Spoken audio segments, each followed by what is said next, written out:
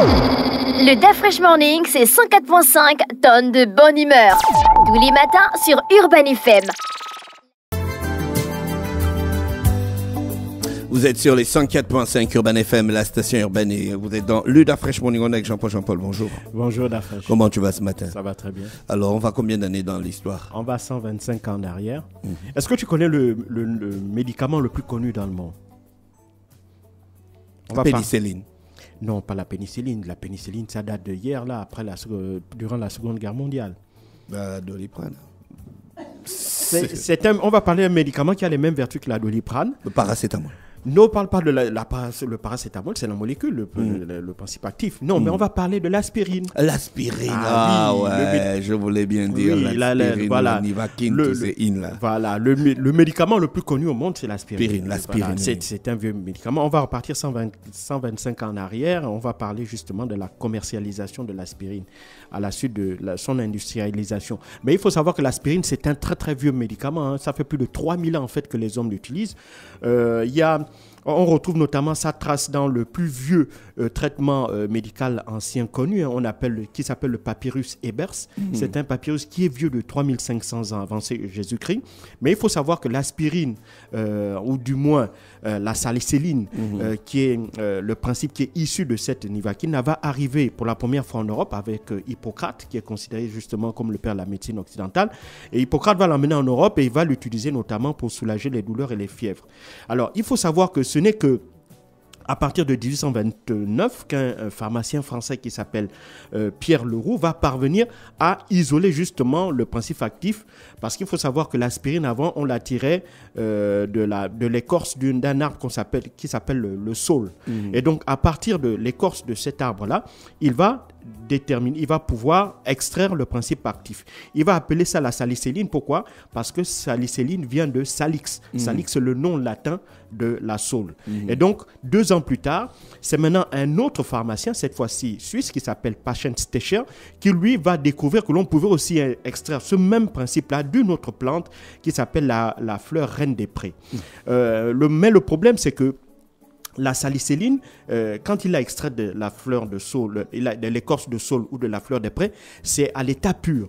Et consommé et utilisé comme tel, il a un effet secondaire qui est très dangereux, c'est-à-dire qu'il provoque des brûlures d'estomac. Et donc, les gens vont commencer à réfléchir à comment régler ce problème de brûlure d'estomac.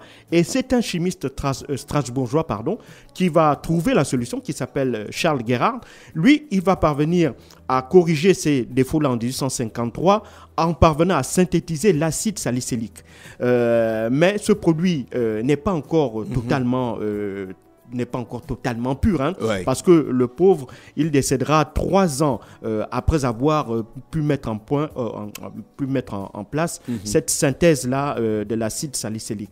Mais son projet n'avait pas pu être finalisé 3 ans après qu'il ait découvert la manière de synthétiser cela. Et donc, c'est là où un autre pharmacien ou un autre chimiste allemand va reprendre le flambeau des travaux de Gerhardt. Il s'appelait justement Félix Hoffmann. Lui, en 1897, va mettre au point un produit pur, une acide salicylique pure, extraite justement de la fleur reine des prés.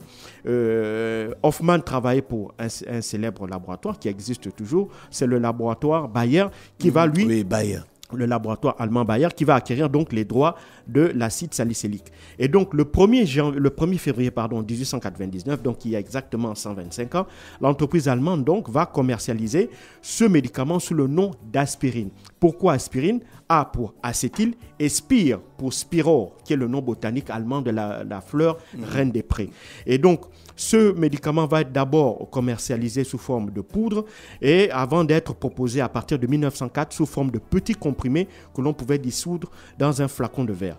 Et donc, grâce à ce médicament-là, justement, l'entreprise Bayer, donc la compagnie pharmaceutique qui détenait les droits exclusifs de l'aspirine, va gagner énormément d'argent et va devenir un géant pharmaceutique. À tel point qu'après la Première Guerre mondiale, en 1917, en 1918, lorsque l'on va signer l'accord de Versailles, on va même introduire une disposition qui faisait que les droits exclusifs de l'aspirine n'étaient plus détenue par l'entreprise allemande Bayer, et donc rentrait, si tu veux, sous le sceau de la libre propriété. Donc tout le monde avait la possibilité donc d'utiliser, de fabriquer l'aspirine. Et donc à partir de là, d'autres pays européens vont acquérir le droit d'utiliser l'aspirine.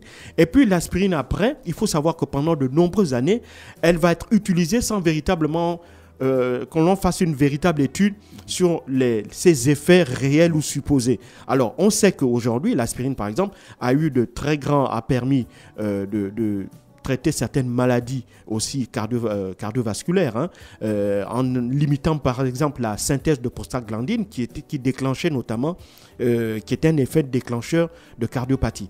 Et donc, on sait aussi que, et là malheureusement il y avait d'abord une controverse lorsqu'il s'agissait de la Covid-19. L'aspirine avait été largement utilisée pour combattre la Covid-19.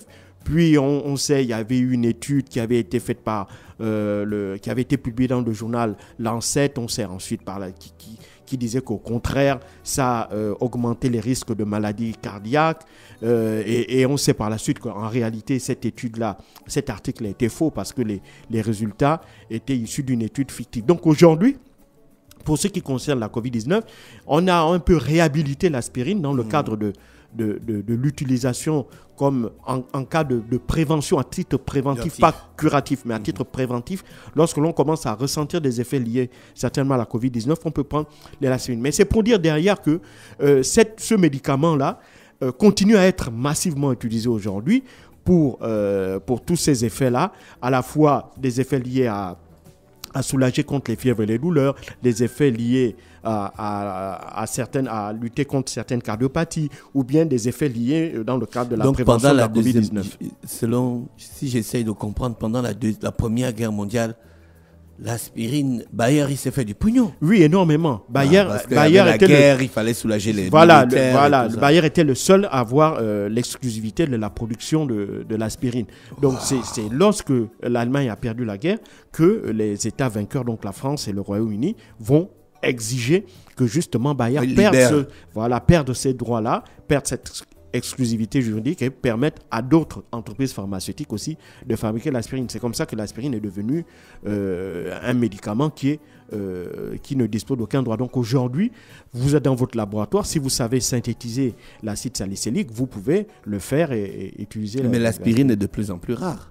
L'aspirine est de plus en plus rare parce que, évidemment, comme je l'ai dit il y a 2 ans à cause de la Covid-19, il y a eu cette espèce mais ça, on le sait aujourd'hui, c'était une cavale exploité par les entreprises pharmaceutiques qui ne voulaient pas que les médecins prescrivent l'aspirine parce que l'aspirine était en vente libre, était en production libre. Et derrière, comme ils voulaient se faire de l'argent en attendant la production des vaccins et autres, donc ils ont tout fait en réalité pour torpiller l'aspirine. Donc on le sait aujourd'hui, de nouvelles études sont même sorties il y a 1 an. Il y a une dernière étude qui a été révélée dans le Royaume-Uni qui montrait que utilisé de manière préventive, lorsque l'on commence à voir les premiers signes de Covid-19, l'utilisation d'aspirine permettait considérablement d'empêcher justement l'évolution de la maladie et permettait même, dans certains cas, de la stopper.